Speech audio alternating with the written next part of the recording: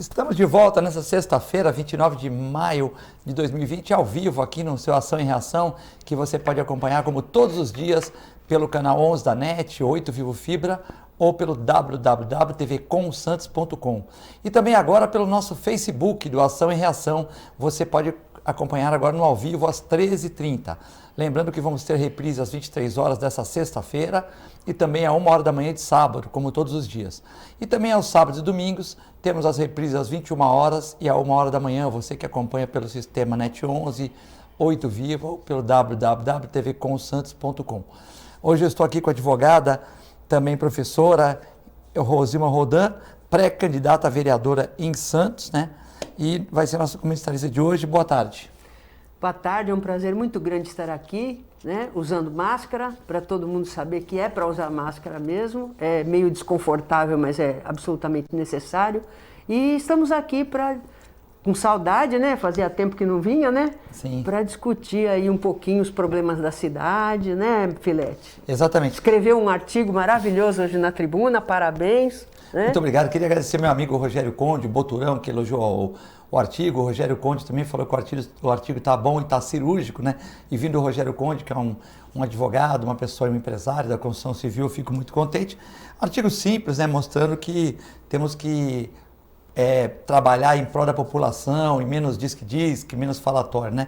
Falar de falatório, o general Augusto Heleno, aí, uma das lideranças do governo, está tentando, de uma certa maneira, ele falou que se pegasse o celular do Bolsonaro ia ter um problema seríssimo. E também hoje ele é muito simpático, falou para a imprensa que o celular, se fosse pegar o celular do presidente da Câmara, não citou o Rodrigo Maia, falou só o presidente da Câmara ou o presidente do Senado, não citou o Alcolumbre, mas falou o presidente do Senado, as pessoas também não iriam gostar.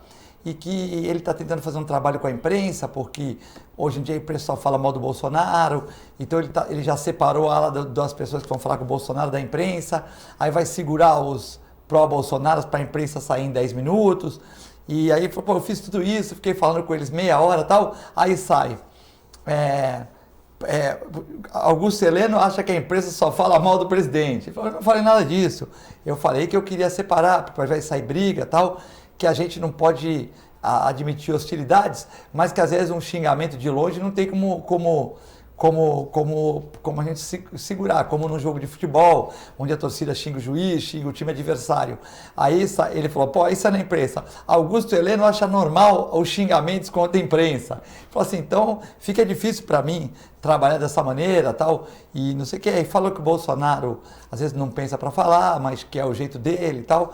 Então, o que você achou da entrevista do Augusto Heleno? Polêmica, né? Mas corajoso, né?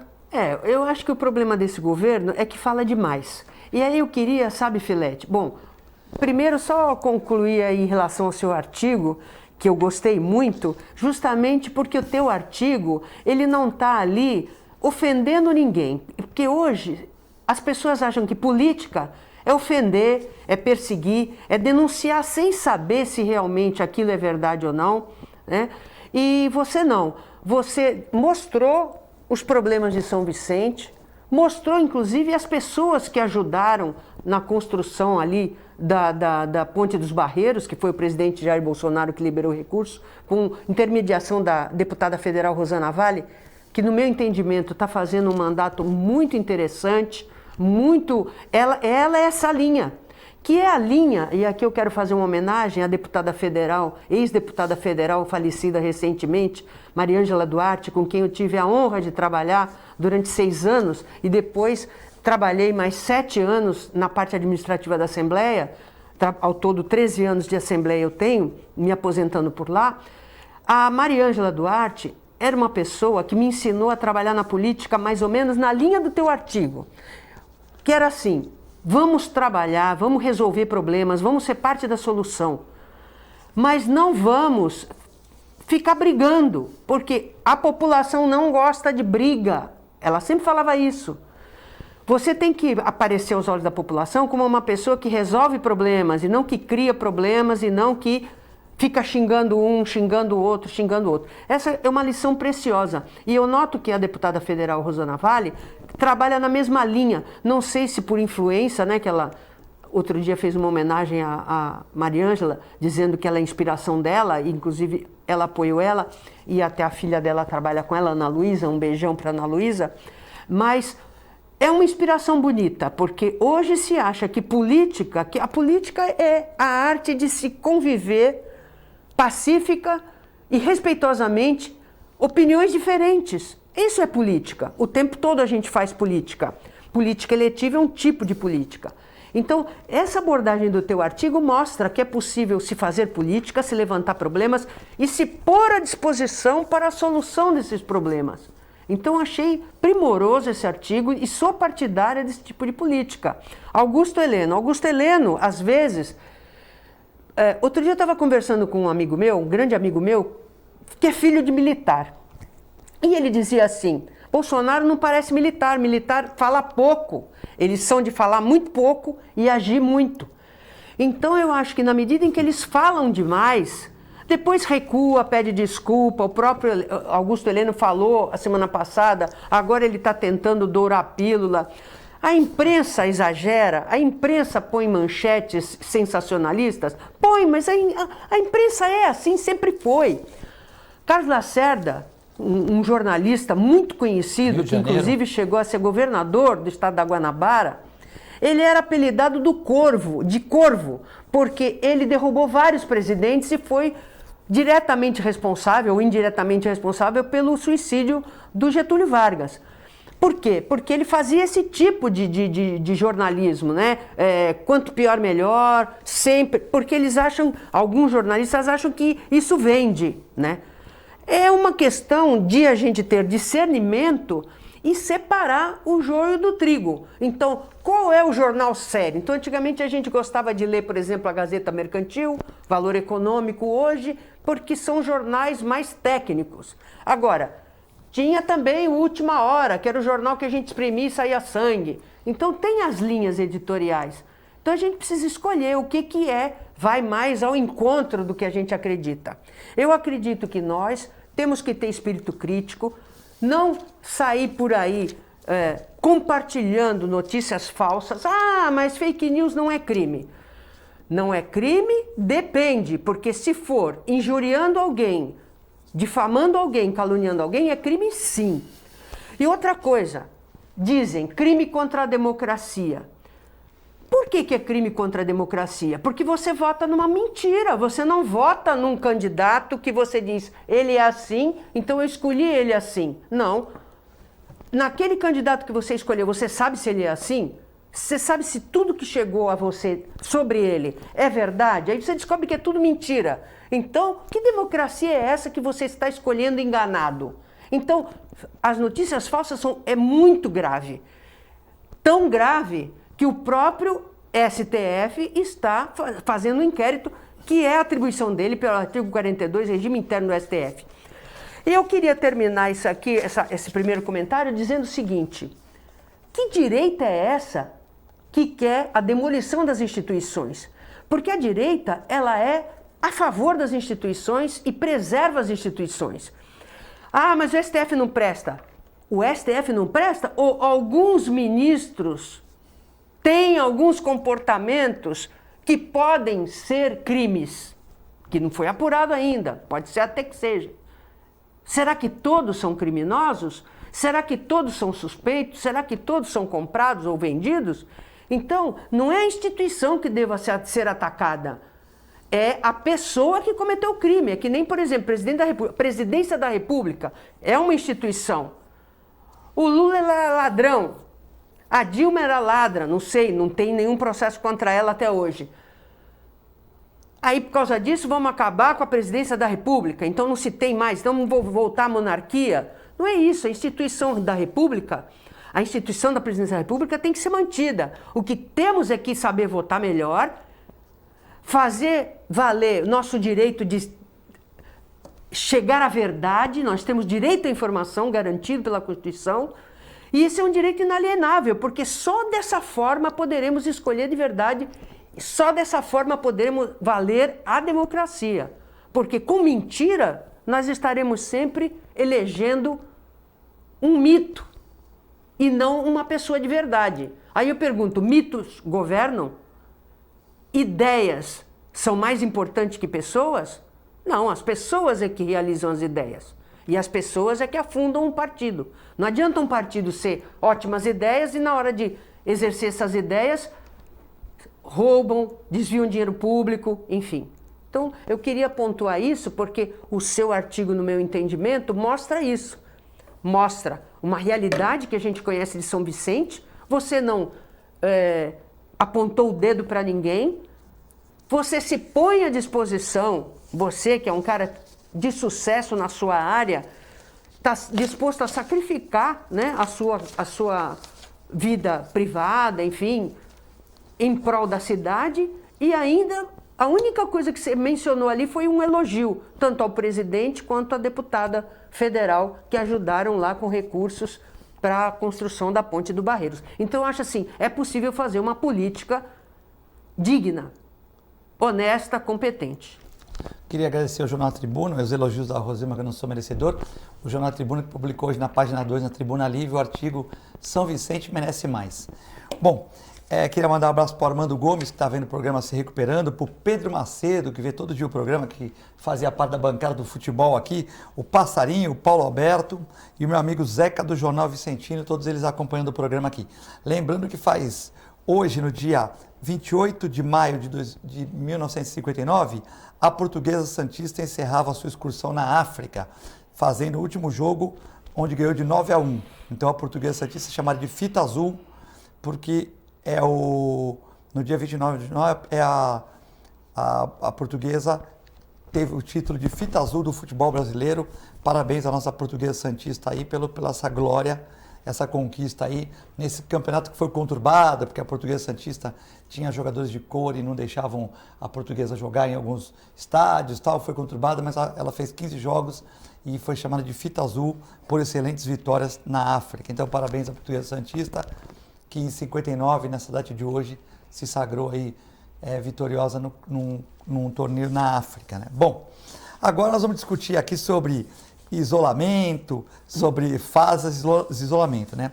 O secretário estadual Marcos Vignoli, talvez o secretário de desenvolvimento regional mais importante, né, do governo Dória, afirma que a classificação da Baixada está correta, porque é uma das regiões mais afetadas pelo coronavírus e demanda de um isolamento social mais rígido, não devendo ser alterado em nada, após os prefeitos das 9 cidades terem decidido questionar a decisão do governo estadual.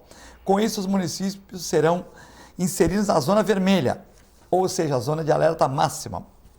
Já o prefeito de São Vicente, Pedro Gouveia, durante live nas redes sociais, nesta quarta-feira, anteontem, frisou que vai trabalhar para a retomada. Eu trabalho com as questões de economia. Pelo plano da administração municipal, 1º de junho o comércio reabre, com normas rígidas.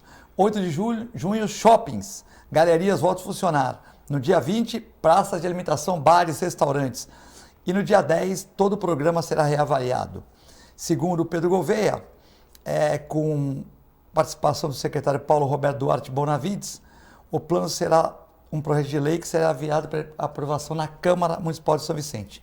Na transmissão, o secretário de Comércio Bonavides ressaltou que estão previstos para shoppings, galerias, o uso de termômetros na entrada, tapetes bactericidas, vaporizador, chãos com demarcação para respeito do distanciamento entre os clientes. Pedro Gouveia salientou que a responsabilidade é de todos e o momento é necessário. A gente precisa que cada um de nós sejamos fiscais nesse momento. O prefeito também criticou a restrição para a abertura da Baixada Santista imposta pelo governador João Dória, que classifica a região como zona vermelha. Em transmissão ao vivo, Pedro Gouveia falou: é impossível a gente andar alinhado com o Dória, governador do estado. Palavras fortes, fonte Diário do Litoral, quem quiser confere. Então, Pedro Gouveia dizendo que não vai seguir o isolamento proposto pelo governador João Dória. A coisa vai pegar, hein? Pois é, eu vi inclusive a live do nosso prefeito aqui, o Paulo Barbosa. Paulo Alexandre Barbosa? Ele inclusive filmou lá dentro, né, a aflição deles lá. tentando convencer o pessoal que os... Um levanta, senta, senta. Eu achei interessante isso aí, porque o povo tem que participar mesmo da angústia, Parece um making-off de filme, né? Porque as pessoas, elas ficam muito assim, sentadas na sua poltrona, criticando quem faz. E eu acho que você fazendo esse tipo de live, você percebe o desespero do prefeito, que realmente ele fez tudo, não só o Paulo Barbosa, como todos os prefeitos da região, né? É porque ele é o presidente do Condesb atual, então ele fala um pouco pela região. É, né? O que sofre mais pressão, né? Isso, exatamente. Mas você percebe que todos estão agindo em conjunto para que não haja superlotação nos hospitais, então aquele monte de critérios, né? Agora, você sabe, prefeito de São Bernardo também, o prefeito de São Bernardo também estava reclamando, porque diz que São Bernardo, né, que é próximo a São Paulo, está com índices bem melhores que São Paulo, tal, e a cidade está parada. E o prefeito de São Bernardo também, que foi classificado como uma zona que ele não concorda, ele também está reclamando, porque diz que se você comparar com a parte de São Paulo que foi um pouco liberada, está melhor, então por que não liberaram ele? Então tem alguns prefeitos aí que estão descontentes, assim como os 9 prefeitos da Baixada Santista também estão descontentes com essa medida do governador, né? Realmente o coronavírus é uma doença muito forte, é terrível, muita gente morrendo, né? Mas também os prefeitos estão preocupados com a atividade econômica e com a crise do desemprego que pode ocorrer, né? Não, então, ontem mesmo eles estavam mostrando na TV, né, que você atravessa uma rua, é Diadema, você atravessa para cá, é São Paulo. Então, como é que fica, né? Mas você sabe o que eu pensei, né, quando eu estava vendo essas notícias todas, né? Porque você fica assim, mero espectador, porque você não tem poder para nada, então você fica tentando entender. Eu fiquei pensando o seguinte, toda a Baixada Santista está com um alerta máximo vermelho. Sim. E São Paulo, a capital, não. Em volta de São Paulo também, todas estão, né? Toda a periferia de São Paulo está com alerta vermelho. Eu pergunto, será que é para não segurar um pouco o pessoal em São Paulo? Porque, veja bem, se você diz São Paulo, o estado de São Paulo está com...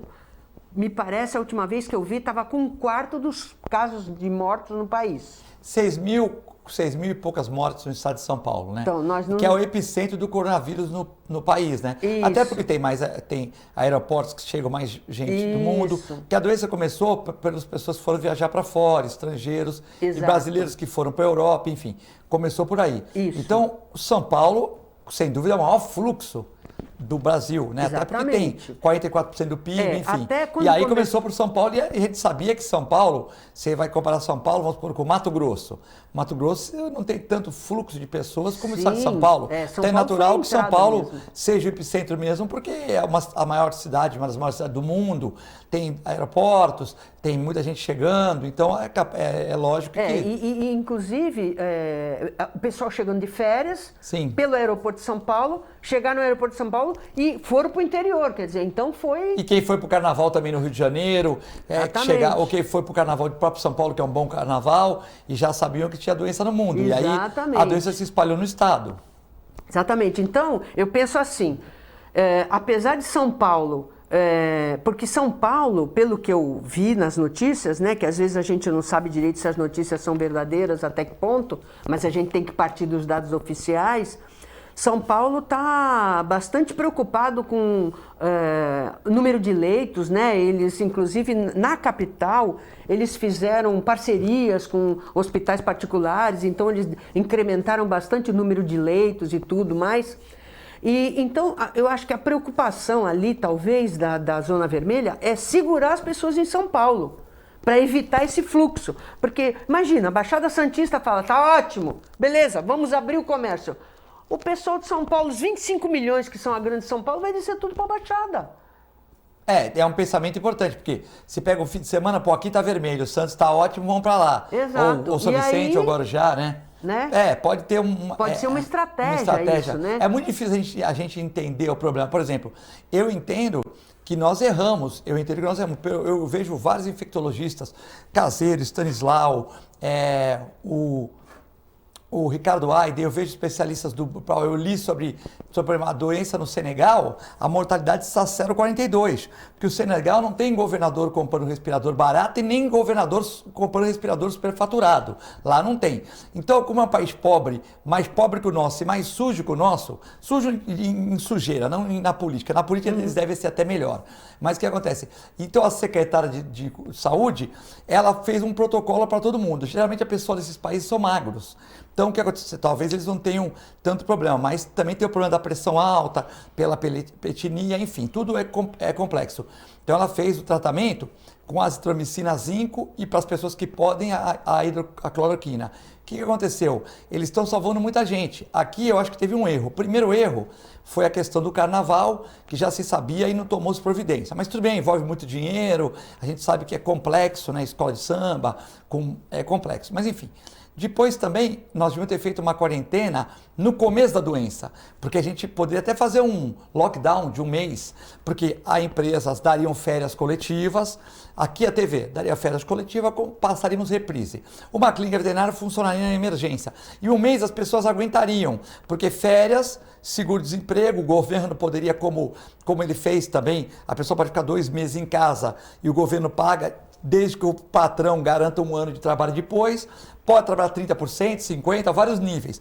E naquele momento, talvez a gente conseguisse isolar isso. Só que quando não fizermos no momento certo, aí a coisa andou, né? A coisa andou e também nós tratamos muito, eu lembro que, vou citar o exemplo, o vereador Lincoln Reis esteve aqui, depois daquelas enchentes, falando do morro e tal, e 2 dias depois ele pegou o coronavírus. Ninguém usava máscara, Sim. Ele me abraçou aqui, veio com uma jornalista, ele me abraçou total. Aí ele começou com problema, qual o tratamento?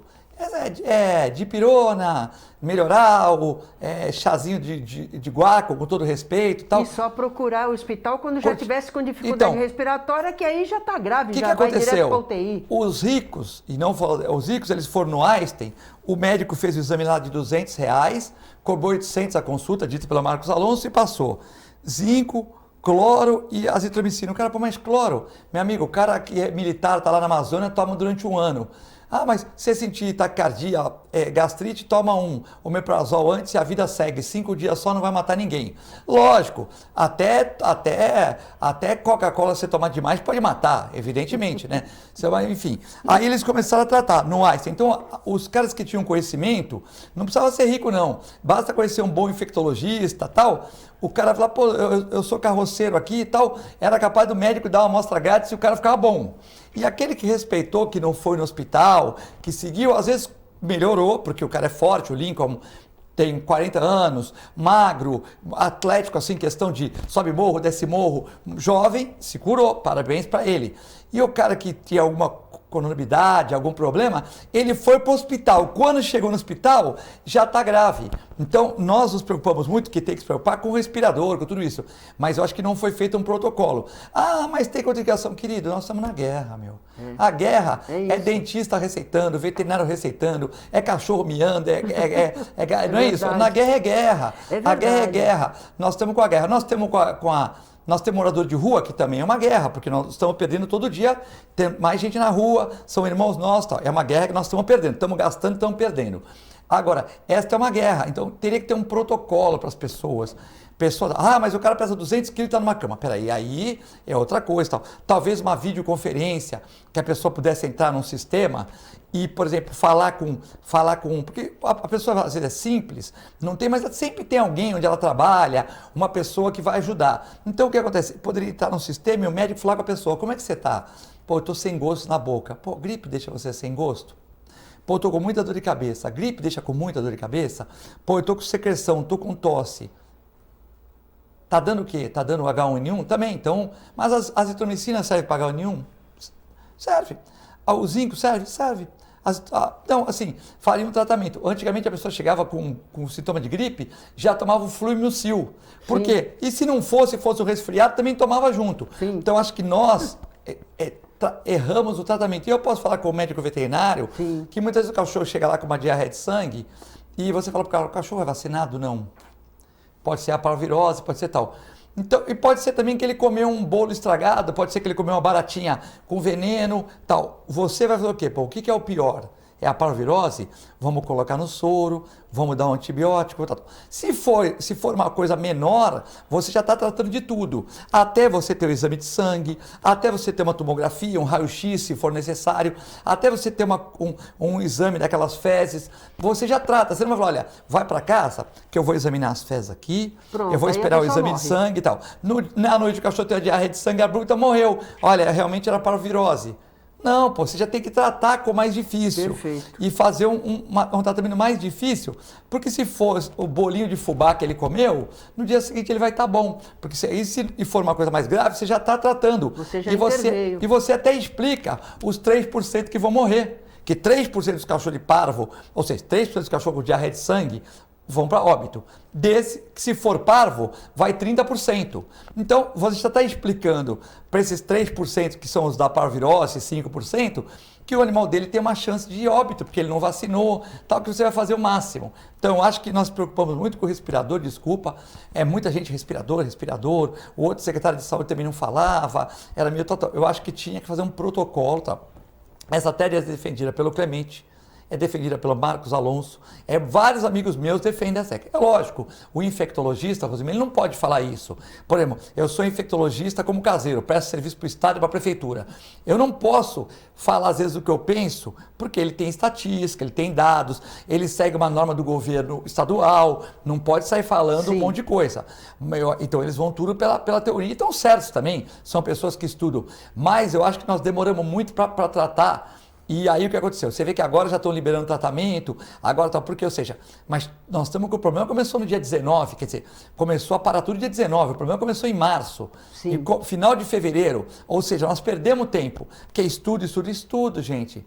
Para lançar um remédio, são 2 anos de estudo, gente, esquece isso, tá? 2 anos de estudo, porque você tem que testar um grupo, outro grupo, um placebo. O placebo é um grupo de pessoas que toma a cloroquina, só que é a farinha de milho. Sim. Aquela cápsula tem farinha de milho, então é o placebo.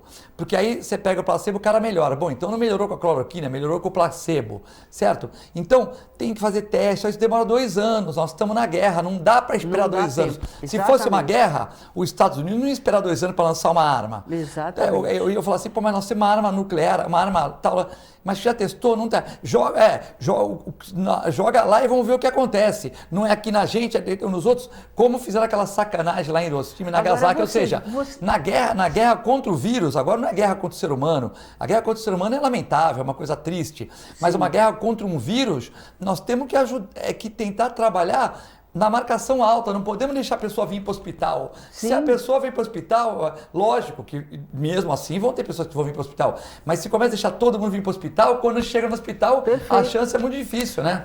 Isso que você está falando, Filete, eu percebi o seguinte, todo dia, né, às 7 horas da noite tem aquele jornal da Tribuna, e eles passam a situação da Baixada Santista.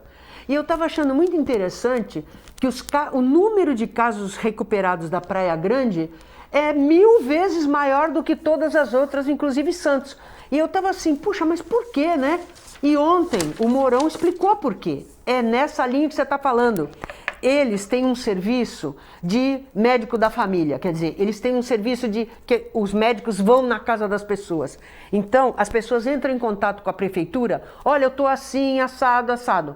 Não espera chegar no grave, como aqui e no Brasil todo de um modo geral, o protocolo era esse, não vá para o hospital a menos que você esteja com insuficiência respiratória. E hoje a gente sabe que quando você chega na insuficiência respiratória, é porque, olha só, eu conversei com uma médica... Dá uma coagulação, né? Isso. O que acontece? Você tem coágulos no pulmão e você não consegue respirar. Não é tanto o vírus, e sim, você fica cheio de sangue, você fica com sono, você fica com coágulo, você fica com sono, você vai deitar, piora ainda a tua capacidade respiratória. Estava conversando com uma médica cardiologista e ela falou um negócio super interessante. Bom, primeiro que todo mundo sabe, ninguém conhece esse vírus. Ninguém sabe o que fazer com ele. Segundo que isso tudo que dá não é o vírus. O vírus entra no organismo e o poder dele é bagunçar o seu sistema imunológico. Ele entra e vai embora.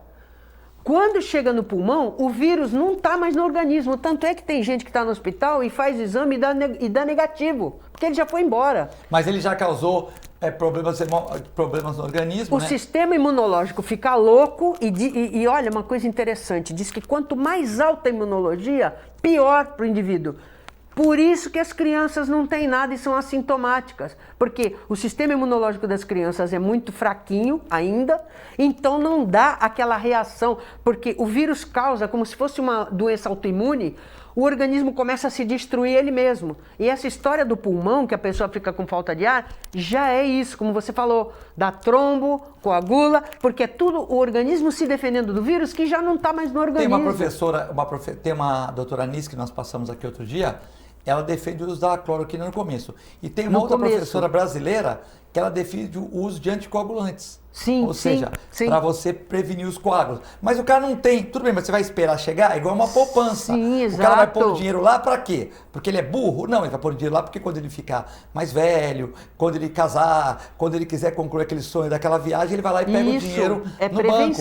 É uma prevenção, exato. Porque Exatamente. ela percebeu, essa médica brasileira, que os doentes dela começaram a ficar com o pé roxo, estava com problema de circulação. E aí ela começou a dar anticoagulante e salvou o paciente. Aí essa médica cardiologista, ela fala, eu não posso falar isso publicamente, mas eu já falei para os meus colegas médicos, se eu for acometida, pode me dar tudo, porque eu quero me salvar. Mas também muitas pessoas morreram de coronavírus quando tomaram esses remédios, nós falamos aqui, no final. Sim, porque exato. a cloroquina no final, ela já não tem efeito nenhum. Sim. Então ela pode até piorar. Sim, então exatamente. você tem que saber o momento. Isso logicamente, Exatamente. tal. E na Praia Grande, eles estão atacando no Sim. início. Aí eu falei, por isso que eles estão recuperando. O calcanhar de Aquiles de qualquer prefeitura é a saúde. E no Praia Grande não é diferente, né? As críticas que existem para a Praia Grande, você não vai criticar a Praia Grande na construção civil. Você não vai criar a Praia Grande na questão da malha urbana. Você não vai criticar a Praia Grande na questão da limpeza das praias. Você não vai criticar isso. Você vai criticar o na saúde, que não tem hospital assim, vários hospitais de grande porte, que é aquela questão que muita gente recorre para Santos, São Paulo. Tal. Então o Mourão, talvez sabendo disso, ele tenha, de uma certa maneira, injetado e pensado nessa questão da saúde. Talvez ele tenha, sem consultar o governador, sem consultar ninguém, tenha feito essa marcação alta de dando condição das pessoas no começo se tratarem. Exatamente. Aí, eles vão na casa das pessoas quando elas começam com os primeiros sintomas. E aí orientam na própria casa, quer dizer, sem lotar o sistema de saúde e indo, é como se fosse o médico de família mesmo, né? E aí se o cara tem uma pressão alta e ele está taquicárdico, você já não usa cloroquina, não usa. Se ele tem alguma alergia com azitromicina, você já tenta dar um doxiciclina, um outro antibiótico que seja na mesma linha, que possa, de uma certa maneira, tal. A azitromicina é a vibramicina, e aí, que as mulheres tomam quando tem infecção urinária. A vibramicina é um remédio conhecidíssimo. Você vê o resultado, realmente, efetivamente, todo dia quando você vai assistir lá a prestação de contas lá da cidade, né? Casos confirmados, óbitos, casos recuperados. Olha a Praia Grande, é uma coisa impressionante, quer dizer, então tá dando certo.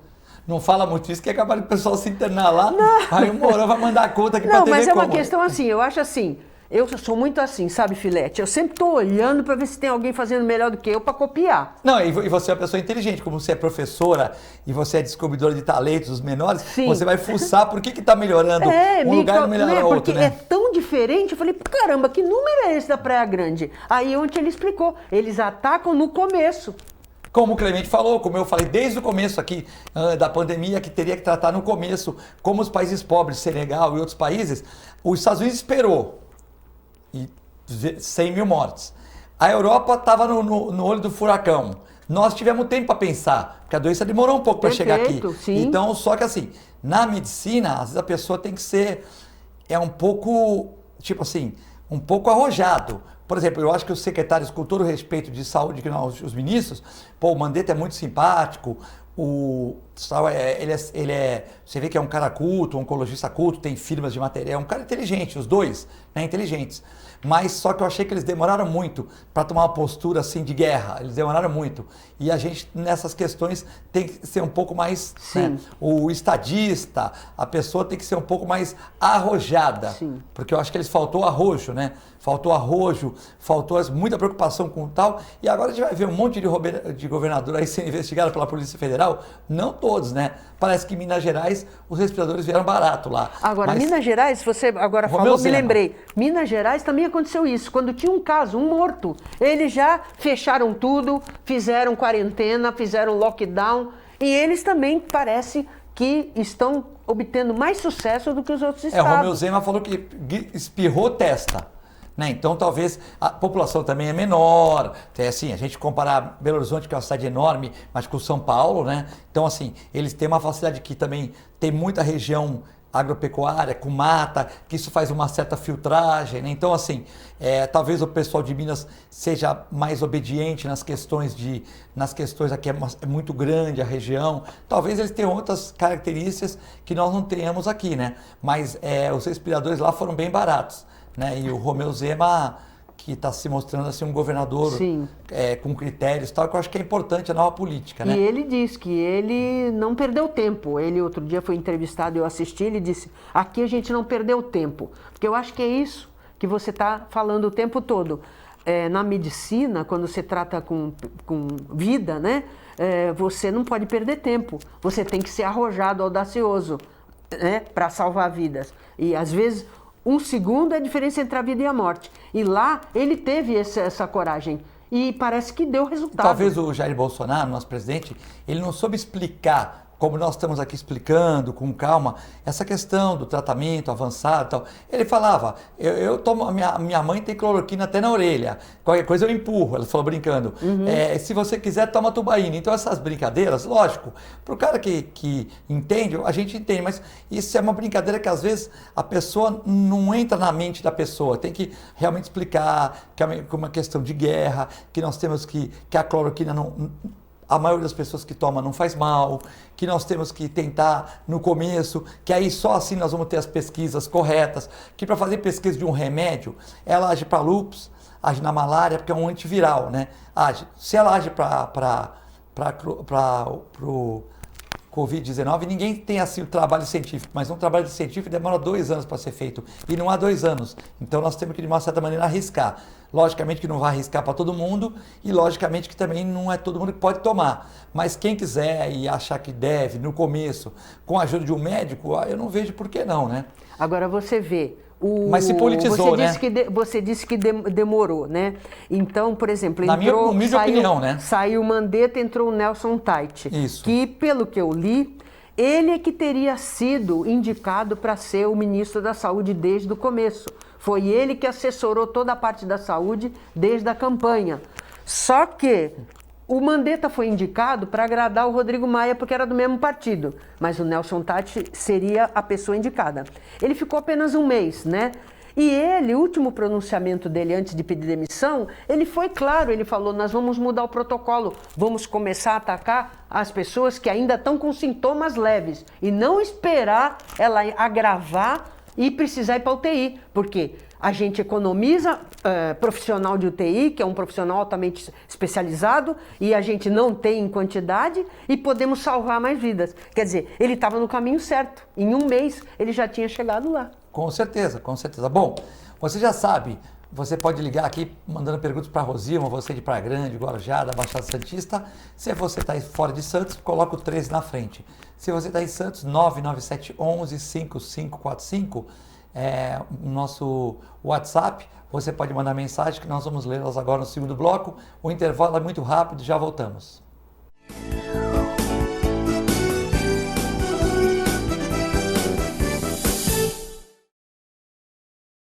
Agora os beneficiários do Plano Santa Casa Saúde contam com o novo 0800, oferecendo a você um serviço de urgência e emergência 24 horas, mais moderno, agilidade no seu atendimento e muito mais cuidado no seu socorro. 0800 941 6110. Aqui a sua vida é levada a sério. Apoio 9 Emergências Médicas. A Clínica Multiimagem é especializada em exames de radiologia e diagnóstico por imagem, investindo continuamente em tecnologia e trazendo constantes inovações para proporcionar à comunidade médica e seus pacientes diagnósticos ainda mais precisos. Sua nova e moderna estrutura, aliada à tecnologia de ponta, juntamente com o corpo clínico especializado, tornam a Clínica Multiimagem um dos centros de diagnósticos por imagem mais avançado do estado de São Paulo. Entre em contato pelo telefone 3202-1250.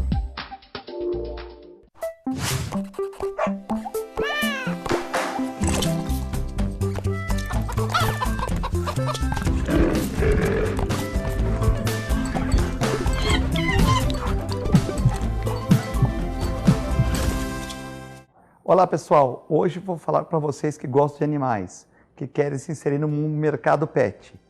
Curso de auxiliar de veterinária da Clínica Filete. Aulas noturnas, terças e quintas, das 20 às 21h30. Salas climatizadas, totalmente apostilado.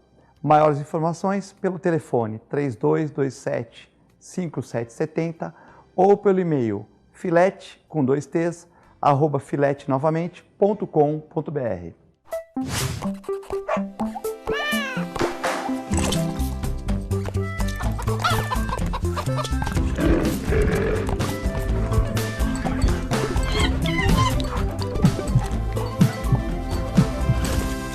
A melhor programação RVD. Mande a sua mensagem para o nosso WhatsApp 13 997 72 8946. Peça sua música, mande seu recado e concorra a muitos prêmios. Rádio RVD, música e esporte para você. Com corpo clínico experiente e mais de 40 especialistas, o Plano Santa Casa Saúde oferece atendimento humanizado há mais de 25 anos. Além de convênio com o mais completo hospital da região, conta com clínica de especialidades, atendimento de urgência e emergência 24 horas, autorização de exames online e plano odontológico incluso. Consulte nossos corretores e saiba mais. Plano Santa Casa Saúde, sempre perto, cuidando de você.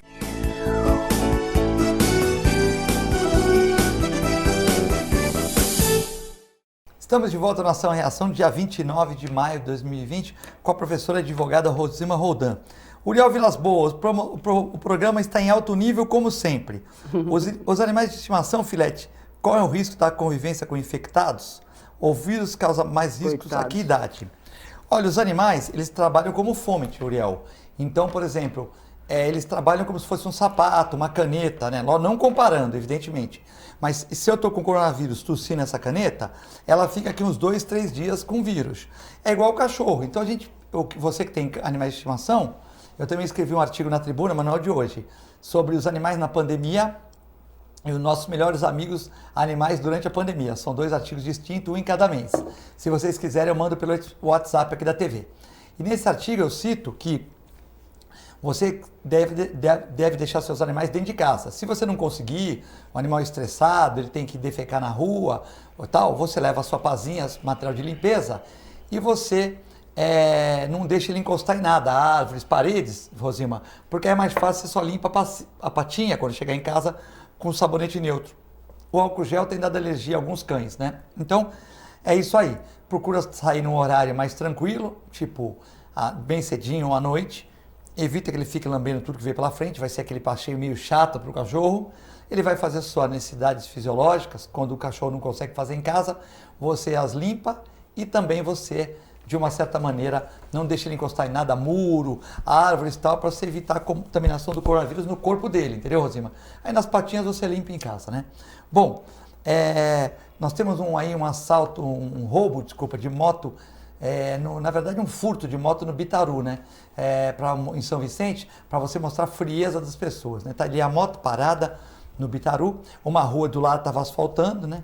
Então uma rua pacata, tranquilo, 4h20 da tarde, né? São Vicente, tem a motinho lá, uma Honda 150, né? Uma Honda 150, São Vicente, o cara passa ali como se fosse dono e tal, vê a rapidez, aí tal, daí ele senta, dá um tempinho, olha pro celular e tal, Parque Bitaru, ontem 4h20, né? Mas vamos pegar esse meliante porque passou um senhorzinho de idade que é conhecido no bairro, ó, ele vai embora, ó, esse senhor que passa ali fica conversando com ele, né? Esse senhor é conhecido no bairro, ele fala, tamo junto, não sei o que, para todo mundo ali, né? Então, ó, o senhor vai embora, ele liga a moto, né? Liga a moto e sai com a moto pela mão, né? Você vê como é que é a agilidade das pessoas. E para acender aquele farol, ele teve que ligar a moto. Então, eu já passei também para os outros programas de TV, né, de uma amiga minha, e realmente é lamentável, né? Então, o Parque Bitaru é um furto de moto assim na cara dura às 16h20, né? E realmente a menina trabalhadora, a menina honesta, parou a moto para visitar a mãe e a pessoa leva a moto assim de quem trabalha, é uma coisa triste, né? Mas as câmeras filmaram e esse senhor que passou de bicicleta é conhecido do bairro, já vão em cima dele, porque ele ficou lá conversando com o rapaz, deve conhecer o rapaz, então aí talvez a polícia consiga achar esse meliante aí para colocá-lo na cadeia, né? Vai trabalhar, né? Triste, né, Rosilma? Pois é, essa história de furto, roubo, enfim, crimes de um modo geral, tem um componente muito importante que às vezes as pessoas não discutem, que é o consumo de drogas, né? O consumo de drogas é muito sério, né? Afeta quase todas as famílias têm uma ou duas ou até mais pessoas que consomem, né? E às vezes algumas pessoas dizem que conseguem consumir recreativamente. Não sei, não conheço, mas há pessoas, né, até em relação ao álcool acontece isso, que elas não podem nem tomar uma gota porque o alcoolismo já foi considerado doença, né, pela Organização Mundial de Saúde, e as pessoas não conseguem se controlar, então elas não podem tomar nenhuma gota de álcool e não conseguem consumir droga recreativamente. E aí a droga, ela toma conta da pessoa, da vontade da pessoa, a pessoa não decide mais, e nisso ela se destrói e destrói a família inteira dela, né? Eu conheço muitas pessoas que desmancharam um casamento, 2 casamentos, 3 casamentos, os filhos também, a pessoa perde completamente a sua autoestima e leva a pequenos crimes desse jeito, porque a pessoa às vezes até trabalha, mas perde o emprego, né? E todo o dinheiro que cai na mão dela, ela usa para consumir a droga e comprar a droga. E aí, então, ela não pode ver nada que possa ser transformado em dinheiro, que ela nem passa pelo centro de decisão. É um impulso, né, que faz com que aquela pessoa roube. Aí você pode me perguntar, mas você então é partidária daquele povo que não existe crime, as pessoas são doentes? Não, nada disso. Eu acho que se a sociedade ela é agredida, a pessoa deve ser punida, porque a sociedade ela tem que viver no equilíbrio, senão as pessoas enlouquecem, né? A sociedade, a gente pode até fazer um paralelo com a Terra, com a teoria de Gaia, né? A gente agride a Terra, chega um ponto que a Terra expele o seu destruidor de cima dela. Muitos acham que o coronavírus é a reação da Terra ao homem predador do meio ambiente, enfim. Então, o que eu quero dizer com tudo isso? O ser humano também ele pode se transformar num predador da sociedade. A sociedade tem mecanismos para se livrar desse agressor, né? Hoje, a gente tem um entendimento um pouco mais aprofundado, né, baseado inclusive no direito da pessoa, se quiser se tratar, como o caso, por exemplo, de uma pessoa dependente química, ou então a recuperação do próprio criminoso, né, que se arrepende, né, mas ele tem que passar pelo processo da punição, porque a punição ela não é uma vingança, ela é uma tentativa de recuperar o dano causado para a sociedade e também uma tentativa de recuperar essa pessoa e transformar essa pessoa outra vez num ser produtivo para a sociedade. E isso é possível, há caminhos. Agora, o que não pode é a pessoa ficar sem a consequência do seu ato. Um ato de agressão à sociedade, um ato de agressão a uma família, um ato de agressão, seja o crime qual for, um ato de agressão à pátria, um ato de agressão à mulher, violência doméstica. Então, as pessoas desde cedo têm que aprender que todo ato implica uma reação, toda ação implica uma reação de igual força, isso é física. Então, a sociedade está preparada para bloquear esse comportamento, né? Pela prevenção geral e pela prevenção específica. Quem conhece direito penal sabe do que eu estou falando, né? E também, se for o caso, um acompanhamento também em relação à saúde dessa pessoa. Saúde mental, saúde física, né? Porque muitos comportamentos, eles estão às vezes explicados pelo mau funcionamento do corpo. né? Então, tudo isso pode ser feito, mas nós não podemos simplesmente ignorar certos comportamentos dizendo que simplesmente a pessoa é doente ou a pessoa coitada, nada disso. Eu acho que tudo tem limite e a sociedade ela tem que impor esses limites para que ela possa sobreviver. Tantos impérios, tantas sociedades acabaram justamente porque não souberam se defender dos predadores, né? Tanto animais quanto pessoas. Tem aqui na Paula do Boqueirão, boa tarde, Filete. Muitos erros dessa pandemia. A quarentena está matando muitas pessoas. Politicagem, corrupção, protocolos errados, um absurdo total. É a opinião da Ana Paula do Boqueirão. Adel, parabéns para a convidada e você, Filete. Poderia liberar os munícipes e controlar as estradas. Isso já foi feito no último feriado. Eu não sei como é que você entende esse controle de estradas aí, mas a Adel está falando que poderia liberar os municípios e controlar só os intermunicipais. Eu acho o seguinte, eu vou aqui citar minha mãe, que só tinha o curso primário, e ela dizia assim: crianças até 3 anos não podem sair de casa porque não têm ainda o seu sistema imunológico forte para bloquear as doenças. Naquela época só tinha vacina contra a poliomielite e as demais doenças infantis não tinham vacina, né? Então, sarampo, catapora, nada disso tinha. E sarampo é uma doença muito grave que matava. Meningite, nada disso tinha vacina. Então, por que eu estou citando a minha mãe? Porque ela dizia assim, não saia de casa. Isso que agora todos os doutores estão fazendo. E por que bloquear a estrada? É óbvio que quando você anda, quando você deambula, você está levando vírus. Você nem sabe se você está contaminado, porque a maioria das pessoas é assintomática. 80% das pessoas que pegam coronavírus não sabem que pegaram, são assintomáticas. Só 20% que manifestam e dessas 5% agrava. Então, eu acho que é importante o controle, sim, né? Eu acho que no começo do programa nós falamos aqui que a Baixada Santista foi dado alerta vermelho justamente porque senão o pessoal de São Paulo ia vir em peso para baixar, o estado todinho, olha lá, tá legal, vamos lá, abriu tudo, vamos invadir e aí então eu acho que ia agravar. Os nossos hospitais, eles estão quase que na sua lotação máxima, os prefeitos estão fazendo todo o esforço e eu acho que é importante sim o controle do ir e vir, porque como você falou várias vezes aqui no programa e eu concordo, nós estamos em guerra. Guerra? Será que as pessoas, algumas não perceberam isso? Nós estamos em guerra, então precisamos trabalhar, precisamos ganhar dinheiro, mas precisamos antes de tudo sobreviver. A Maria Aparecida, quero também pontuar que o Bolsonaro é um presidente eleito pelo povo. Você acha certo o STF e muitos políticos não respeitaram o presidente? E não venham com um discurso demorado que ele é culpado por falar besteiras. Se o Paulo Barbosa e os outros prefeitos realmente têm opinião, liberavam conforme estipulado e não faziam o que o Dória quer. É complexo. Fica provado que o problema não é o Covid-19, sim a política. Sobre a votação de fake news, a Maria Aparecida continua dizendo que é um absurdo, pois não existe no Código Penal e sim contra injúria e difamação. Então, para que o artigo? Portanto, é um despropósito. Isso já mostra que não estão agindo certo.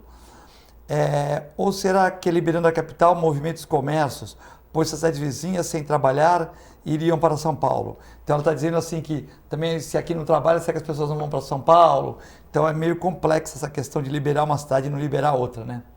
Sim, é verdade. Agora, eu acho que assim, nós, povo, não temos muita condição de dar palpite nisso, porque isso é muito técnico e somente os prefeitos, secretários, as pessoas que estão com os dados lá, é que conseguem avaliar. O STF já decidiu que os municípios são autônomos, os municípios e os governadores, dependendo da sua realidade. Então, tanto é que o Pedro Gouveia já se posicionou e vai agir assim em São Vicente. Então, acredito que o Paulo Barbosa também, em relação a nós aqui, Santos, ele também vai tomar sua decisão, né?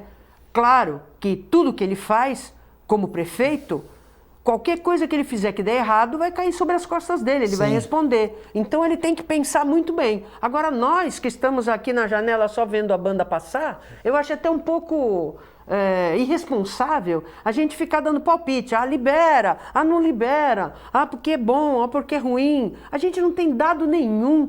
E eu não gosto de dar opinião se eu não conheço. Isso tem que deixar para eles que estudam a cidade, ou deveriam estudar, resolver.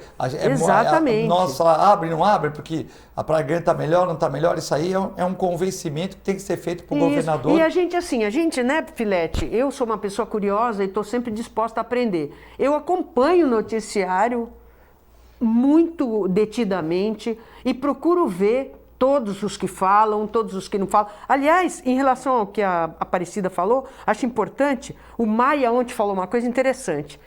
Ele falou assim, deixa o presidente falar, porque ele fala uma coisa, mas na prática ele está honrando as instituições, porque ele entrou com habeas corpus, então ele está respeitando a decisão do STF, porque ele fez o ministro da Justiça entrar com habeas corpus para proteger o ministro da Educação. Então, assim, ele fala ali para o povo, né, como se fosse um palanque, mas, na real, ele está agindo respeitando a lei. Então, tem uma leitura, uma meta-leitura, de que ele fala uma coisa, mas na realidade ele é mais, vamos dizer assim, um arrobo, porque na realidade ele está respeitando a instituição e respeitando a lei. Então, eu acho assim, a imprensa vive do que ele fala, né? E não podia ser de outro jeito, porque a imprensa vive disso, mas nós, cidadãos, temos que ter o discernimento para saber o que está acontecendo na realidade. É o que ele fala ou como ele age? A Isabel, professora de Escolástica, disse que gostou do artigo também, muito obrigado. O Daniel Crisóstomo vem no programa, mandar um abraço também para o nosso amigo Leandro Xadá do Podemos, né, que foi falar aqui. Meu presidente, um beijo para o meu presidente também querido. Para a nossa deputada do Podemos, a deputada federal, que é a presidente nacional do Podemos, é a Renata Abreu, e o meu querido senador Álvaro Dias, que tem feito uns projetos de lei maravilhosos, diminuir o juro bancário, diminuir a quantidade de congressistas nessa época de crise. Ele deu já auxílio moradia, ele já abriu mão, ele fez até a conta de quantos respiradores dava para comprar, e ele já abriu mão há muito tempo de várias mordomias, e eu acho que é um exemplo a ser seguido. A gente só picha os políticos, né? Temos que ver também os que dão bom exemplo. Bom, queria agradecer a Rosilma Rodan, desejar uma excelente sexta-feira de sol aqui na Baixada Santista. Pena que a gente não pode ir para a praia, né? Temos que respeitar o isolamento ainda, mas vai acabar o momento e se a gente também não respeitar, todo mundo junto bagunçar, o vírus vai ficar muito mais forte. Então nós temos que, de uma certa maneira, diminuir essa replicação para que todos saiamos bem dessa situação, ou pelo menos a maioria, né? Já que muitas pessoas foram vitimadas pelo Covid-19 e ainda estão morrendo, então a gente não pode relaxar nunca na limpeza. A Uriel Vilas Boas está falando que as pessoas deviam fazer o programa de máscara. Realmente, eu estou muito longe da Rosilma aqui, estou quase surfando numa onda e a Rosilma está na outra onda, certo? Eu estou de máscara. Mas a Rosilma está de máscara, mas é meio complicado você falar verdade, de máscara, é complicado, né? sim. E como aqui o estúdio está com distanciamento social, passando lisoforme em tudo e tal, acho que não vai ter nenhum problema, mas eu vou colocar minha máscara que eu ganhei do professor Nível Veloso aqui da UP. Lá eu ganhei essa máscara aqui do... Tá, eu vou colocar a máscara, Uriel, mas... Eu queria agradecer a oportunidade de vir aqui. Primeira vez que eu faço um programa com máscara. É sempre uma novidade e um aprendizado. E queria dizer também que eu estou muito feliz porque estou viva. Estou muito feliz porque não peguei ainda o Covid. Tenho pavor de pegar o Covid, porque a gente nunca sabe qual vai ser a reação do organismo. Já perdi gente muito próxima. Perdi um primo meu, PM, logo no começo da pandemia. Marido da minha prima Ana Mendes, professora do Jean Piaget. Perdi pessoas muito próximas também, amigos. Então eu acho que ele está aí, né, esperando um momento de distração. Então acho que a gente tem que se considerar muito feliz por estar vivo e que espero que passe logo. E o meu cumprimento a todos é sempre: Deus te guarde.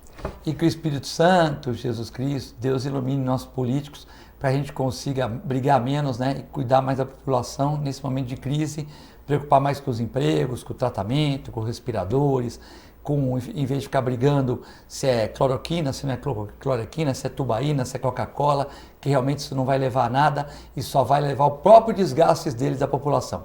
Uma excelente sexta-feira a todos, um excelente final de semana, boa tarde, boa noite, boa madrugada para quem vê nossas reprises. Fique com Deus e com a nossa extensa programação. Muito obrigado.